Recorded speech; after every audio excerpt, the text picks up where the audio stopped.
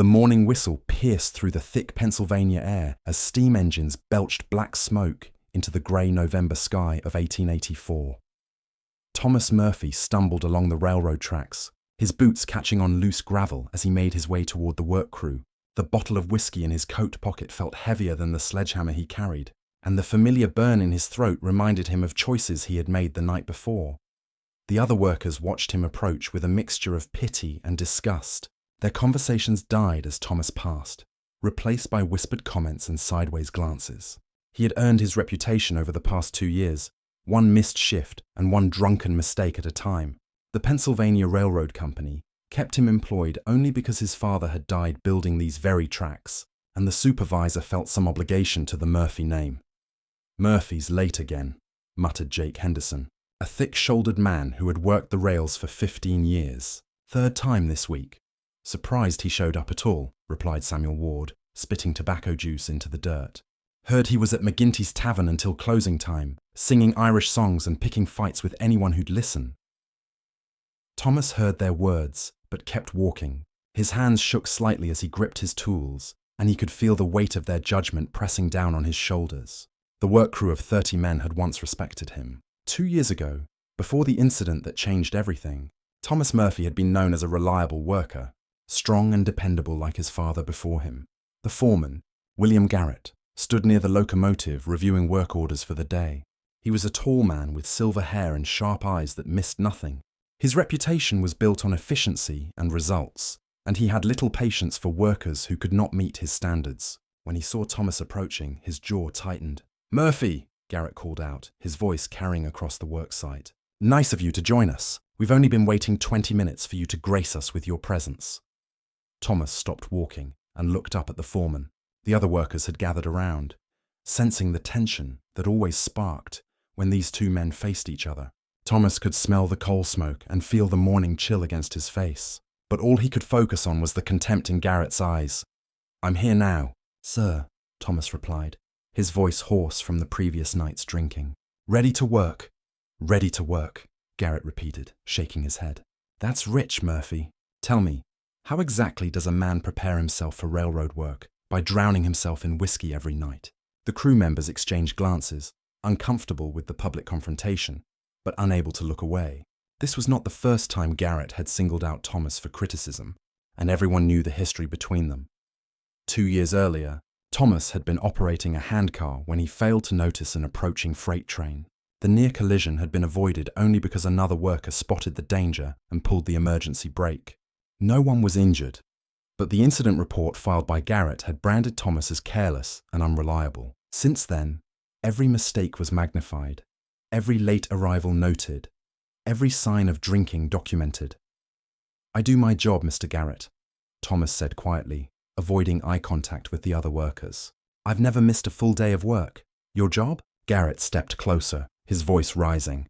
"Your job is to be here on time, sober, and ready to work safely alongside these men. Instead, you stumble in here reeking of alcohol, late as usual, and expect everyone else to cover for your shortcomings." Thomas felt heat rising in his cheeks, but he remained silent. He had learned that arguing with Garrett only made things worse, and he needed this job. The railroad paid better than most work available to Irish immigrants, and his mother depended on his wages to keep their small apartment in the company housing. "I'm assigning you to spike duty today," Garrett announced, referring to the back-breaking work of driving railroad spikes into wooden ties. "Maybe some honest labor will help you work off whatever poison you poured into yourself last night." The other workers began to disperse, grateful that the confrontation was over. Thomas picked up his spike hammer and walked toward the section of track where new ties were being installed. His hands still trembled slightly, but whether from alcohol withdrawal or anger, he could not say. As he worked, driving spike after spike into the hard wood, Thomas thought about his father. Patrick Murphy had died when a scaffold collapsed during bridge construction, leaving behind a reputation as one of the hardest working men on the line. The foreman had spoken at his funeral about his dedication and reliability, qualities that seemed to have skipped his son entirely. The sun climbed higher, and sweat began to soak through Thomas's wool shirt despite the cool November air. Each swing of the hammer sent vibrations through his arms, and his shoulders ached from the repetitive motion. Around him, Other workers laid track, adjusted rail alignment, and performed the countless tasks required to keep the railroad operating. By midday, Thomas had driven over 200 spikes, his hands bleeding through worn work gloves. He paused to wipe sweat from his forehead and noticed Garrett watching him from across the work site. The foreman made a note in his ledger book, probably documenting Thomas's performance for another negative report. The whistle blew for lunch, and the workers gathered in small groups to eat their meals and rest. Thomas sat alone on a pile of railroad ties, pulling a sandwich from his lunch pail. The bread was stale, and the meat had seen better days, but it was food, and he was grateful for it. As he ate, Thomas made a silent promise to himself. Tomorrow would be different. Tomorrow, he would prove that Patrick Murphy's son still had fight left in him. The next morning arrived with a bitter wind that cut through the Pennsylvania Valley like a knife.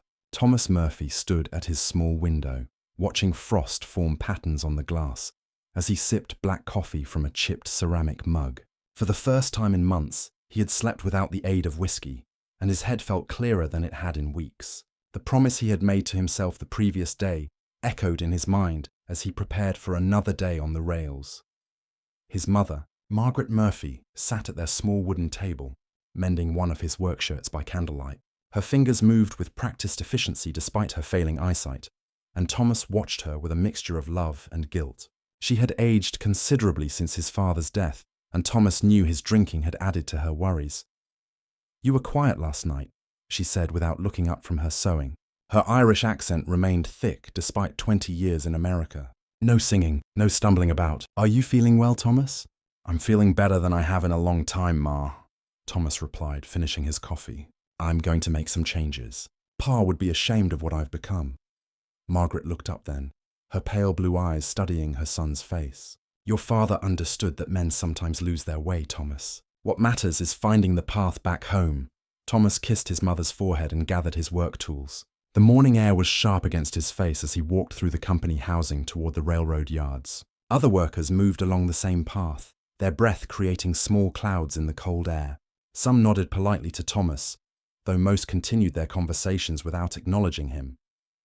At the work site, Thomas arrived 15 minutes early, the first time in memory that he had beaten the morning whistle.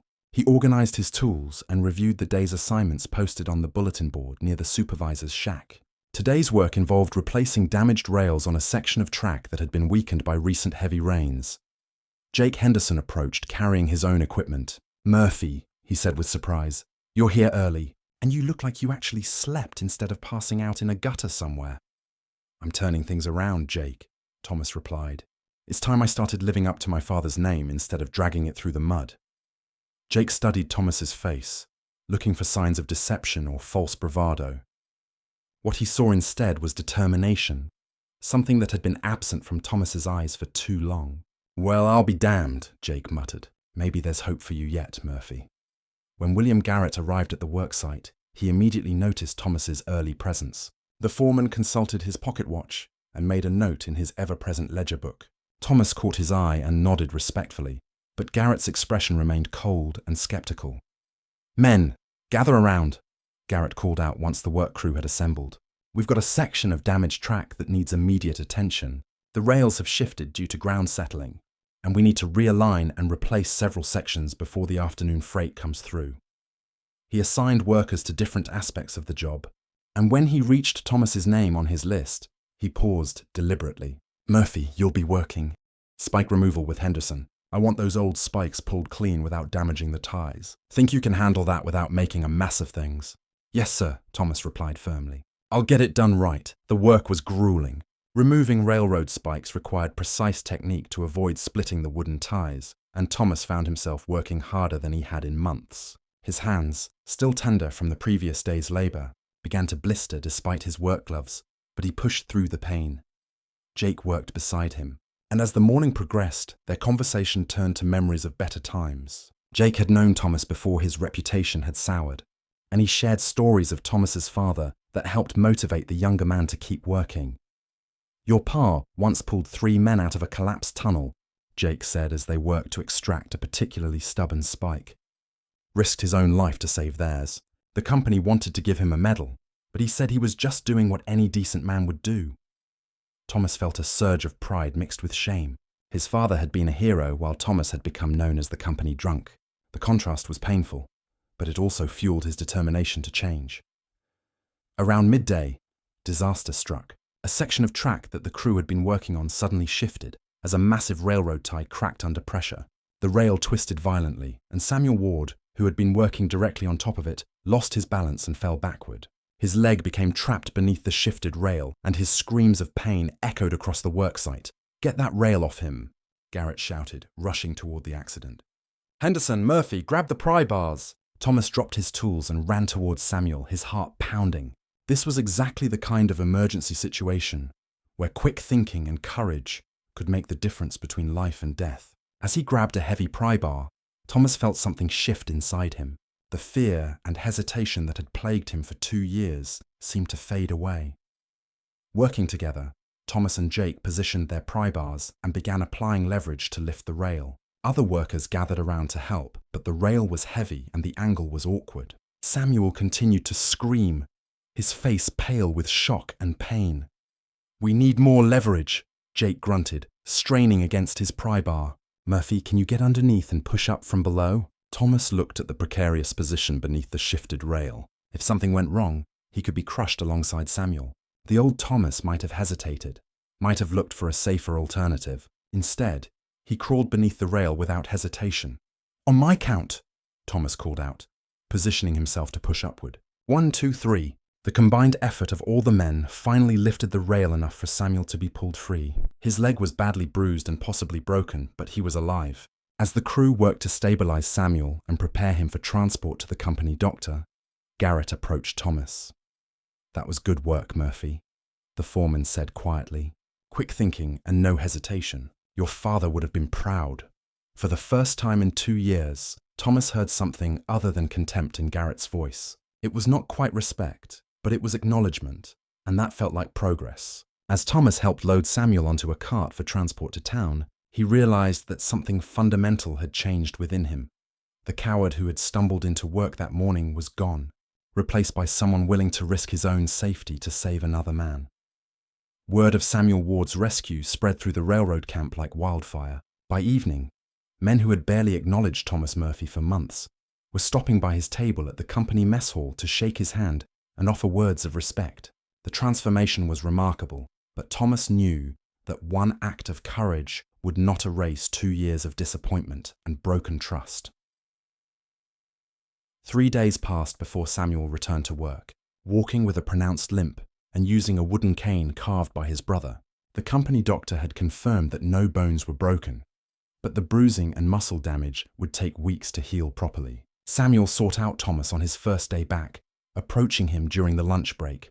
"Murphy," Samuel said, extending his hand, "I owe you my life. That rail would have crushed me if you hadn't acted so quickly." Thomas shook the offered hand, uncomfortable with the praise. "Any man here would have done the same thing, Samuel. We look out for each other on the rails." "Maybe," Samuel replied, "but you were the one who crawled under that rail when it could have collapsed at any moment. That took real courage, and I won't forget it." As Samuel walked away, Thomas noticed William Garrett watching the exchange from across the workyard. The foreman's expression was unreadable, but Thomas caught him making notes in his ledger book once again. Whether those notes were positive or negative remained to be seen. That afternoon, Garrett called Thomas aside after the work crews had been dismissed. They stood near the locomotive repair shed, where the sound of hammering and the smell of hot metal filled the air. Steam engines hissed and groaned as mechanics performed routine maintenance, creating an industrial symphony that had become the soundtrack of Thomas's life. "Murphy," Garrett began, his tone more neutral than hostile.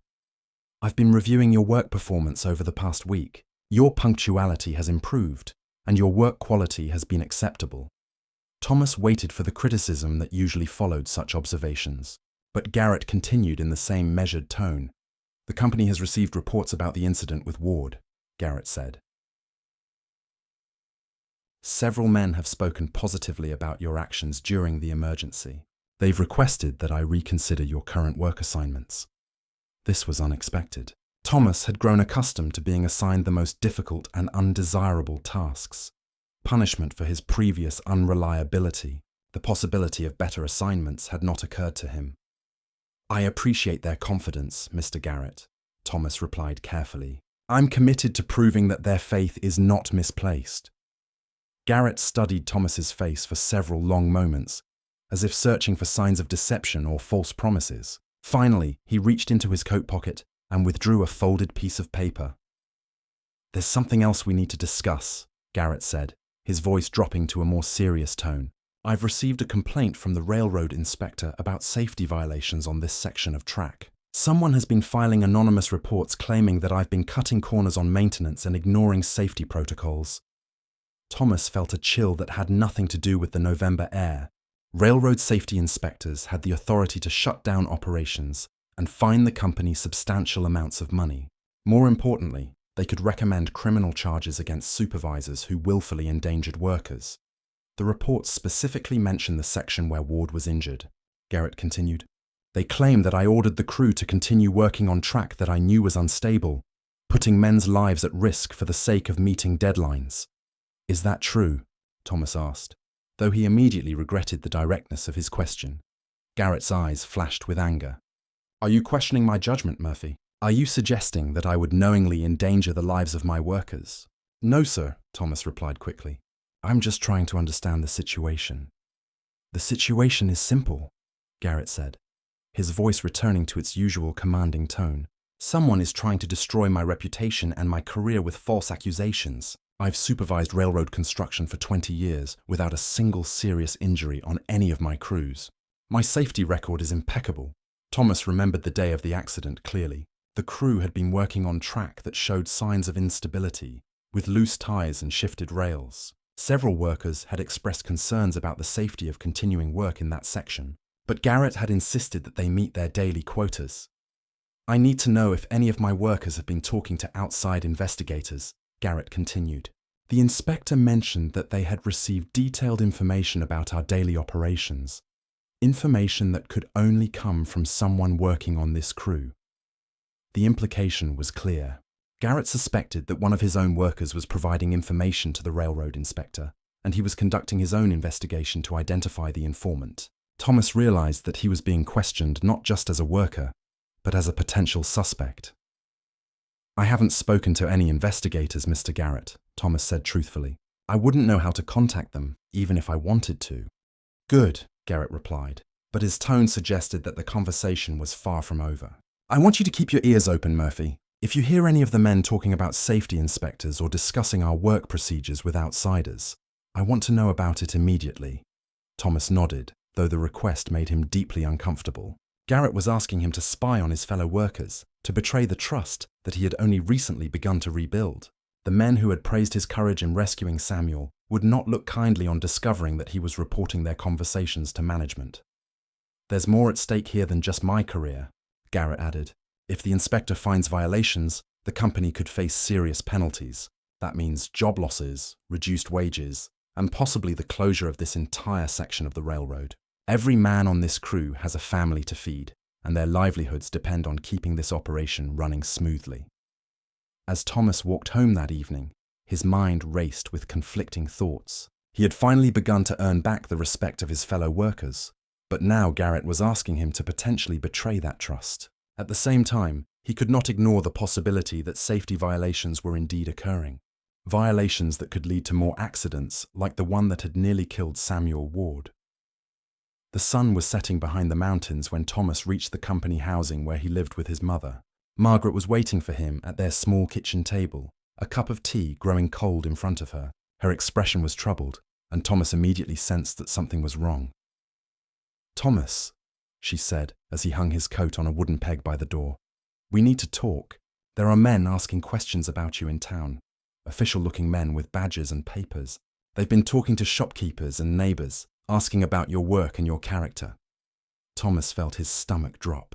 The railroad inspector's investigation was apparently more extensive than Garrett had indicated, and it seemed that Thomas himself might be under scrutiny. Whether as a potential witness or a suspect, he could not say, but the implications were serious either way. The following morning brought news that sent shockwaves through the entire railroad camp. Federal Railroad Inspector James Morrison had arrived unannounced. accompanied by 2 assistants and carrying official documentation that granted him unlimited access to company records, work sites, and personnel. Word spread quickly through the worker housing that Morrison was conducting a comprehensive investigation into safety practices and had already begun interviewing crew members.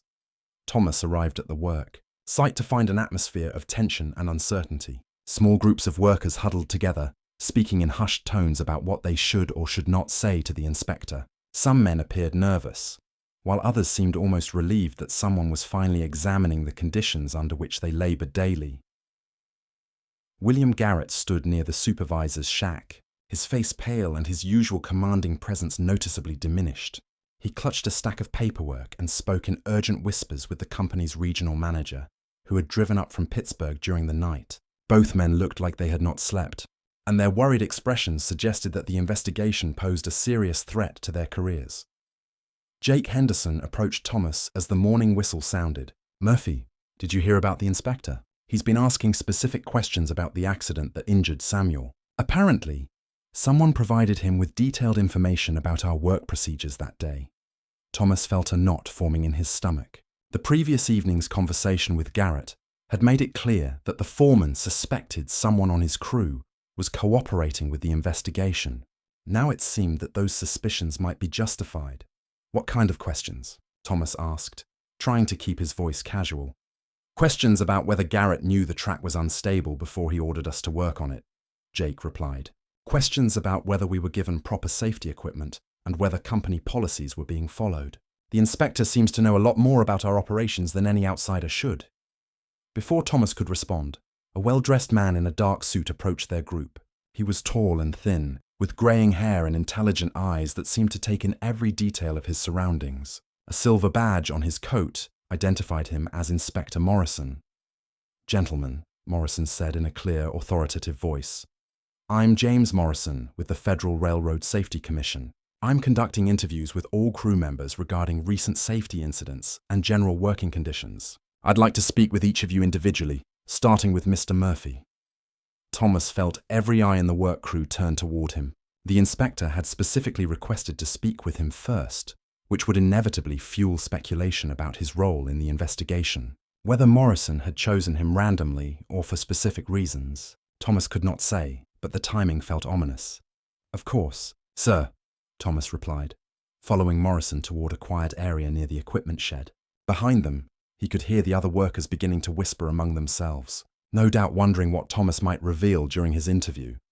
Morrison produced a small notebook and pencil, then looked directly at Thomas with an expression that suggested he already knew more than he was revealing. "Mr. Murphy, I understand that you were present during the accident that injured Samuel Ward 3 days ago. Can you describe what happened in your own words?" Thomas recounted the events of that day, explaining how the track had shifted suddenly and how the crew had worked together to free Samuel from beneath the twisted rail. Morrison took detailed notes, occasionally asking for clarification about specific details.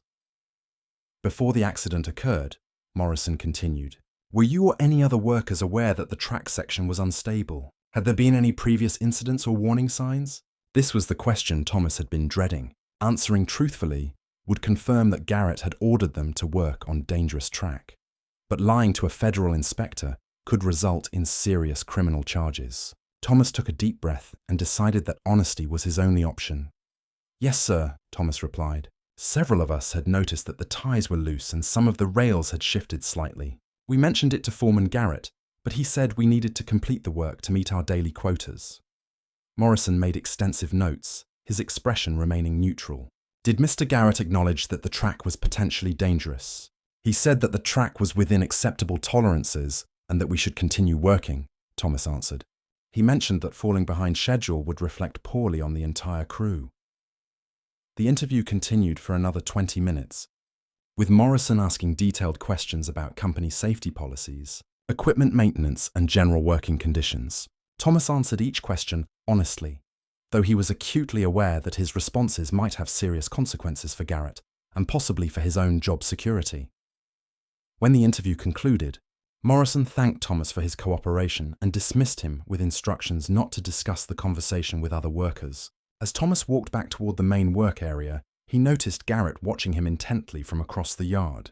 The foreman's expression was unreadable, but Thomas suspected that he was already calculating the potential damage from whatever Thomas had revealed. Throughout the rest of the morning, Morrison conducted similar interviews with other crew members.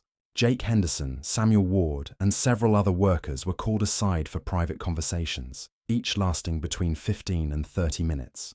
The normal rhythm of railroad work was completely disrupted, as men worried more about what they should say to the inspector than about their assigned tasks. During the lunch break, Thomas sat alone with his meal, avoiding the groups of workers who were undoubtedly speculating about the investigation. He had told the truth to Inspector Morrison, but he felt no satisfaction in potentially contributing to Garrett's downfall. Despite their conflicts, Thomas recognized that Garrett was an experienced supervisor who generally maintained high standards of work quality. Samuel Ward approached Thomas's table, moving slowly with his walking cane. "Murphy, I just finished my interview with the inspector. He asked me a lot of questions about the accident, and I told him exactly what happened. I also told him that you risked your life to save mine, regardless of whatever safety issues might have existed." "What did he say about that?" Thomas asked. "He seemed impressed," Samuel replied.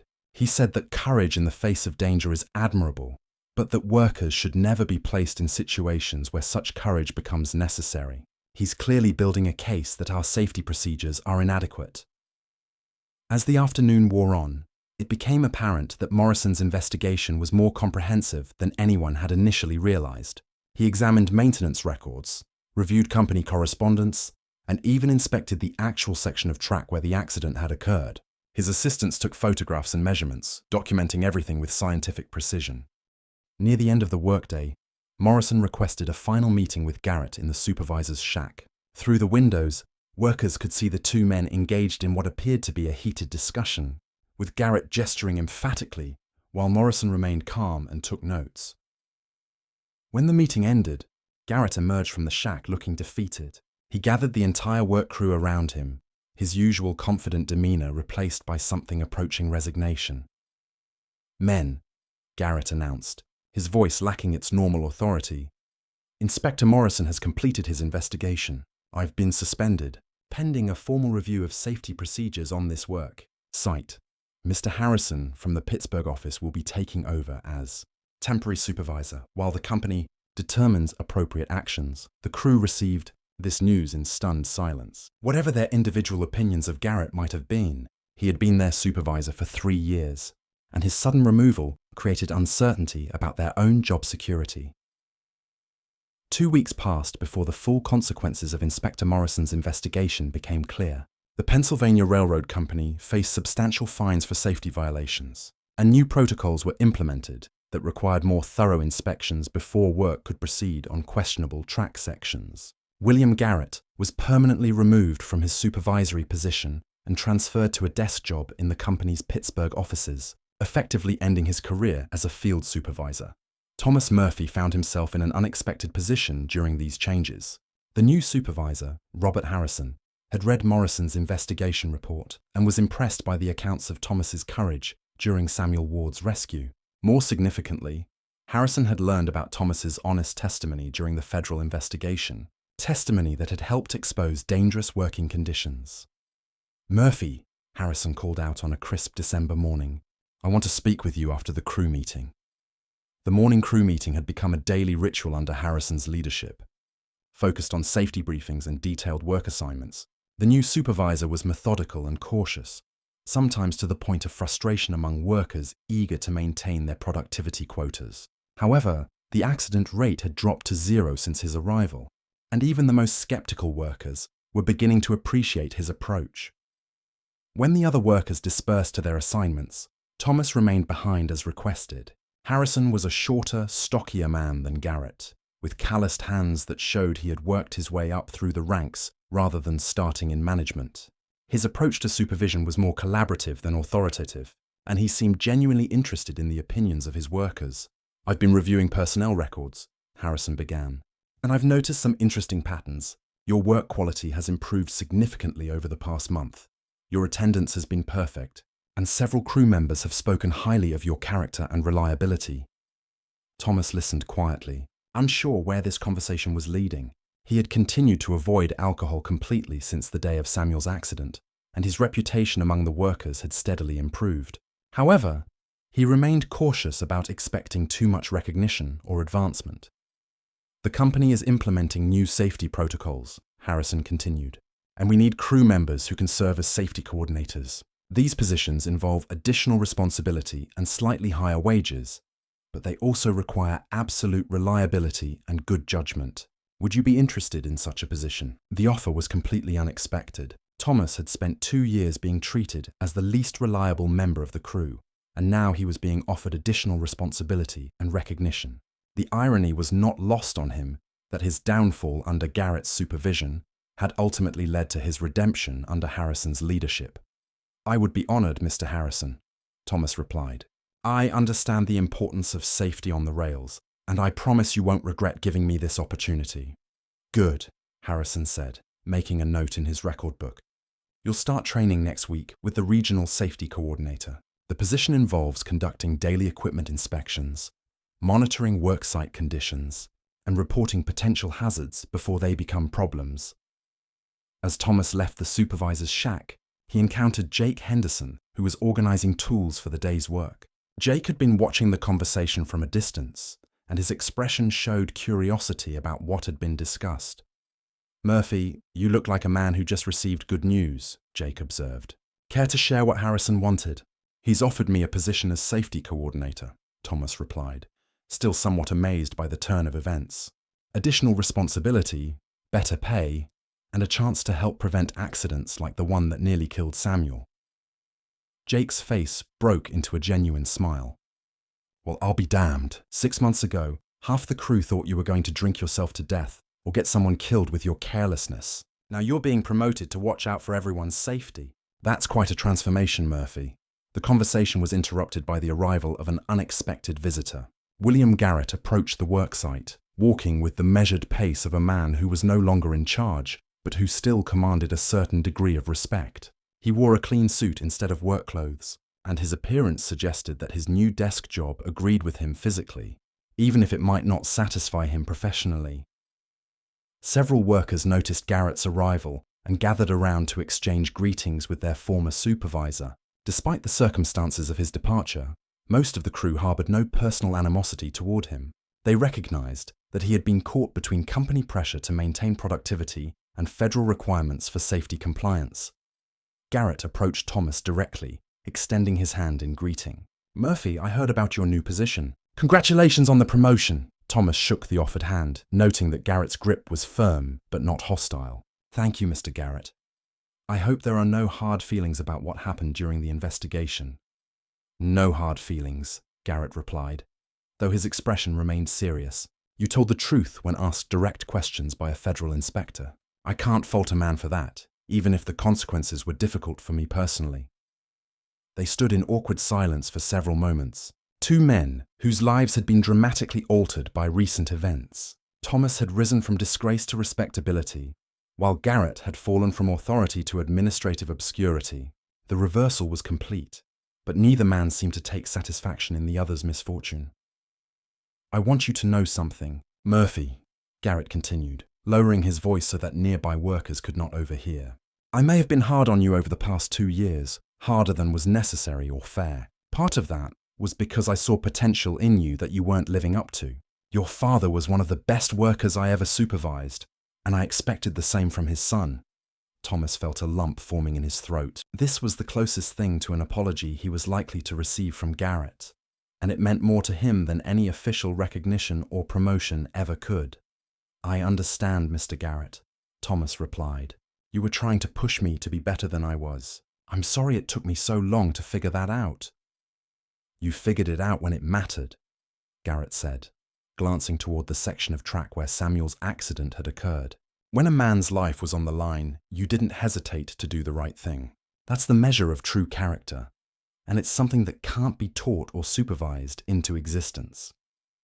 As Garrett prepared to leave, he offered one final piece of advice. "The company will be watching you closely in your new position, Murphy.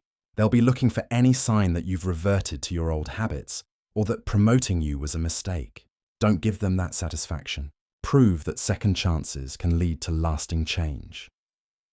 With that, Garrett walked back toward his automobile, leaving Thomas to contemplate the weight of expectations and opportunities that lay ahead.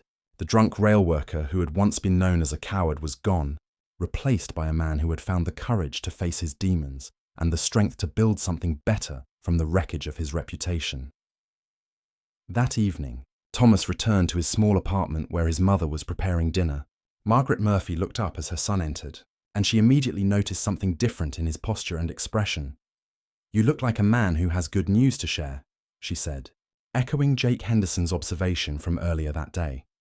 "I've been promoted." "Ma," Thomas replied, hanging his coat carefully on its peg. "Safety coordinator for the entire crew. Better pay, more responsibility, and a chance to honour Pa's memory by keeping other workers safe." Margaret's eyes filled with tears, but they were tears of joy and pride rather than the worry and disappointment that had marked too many of their recent conversations. She embraced her son, holding him tightly as if to confirm that this transformation was real and permanent.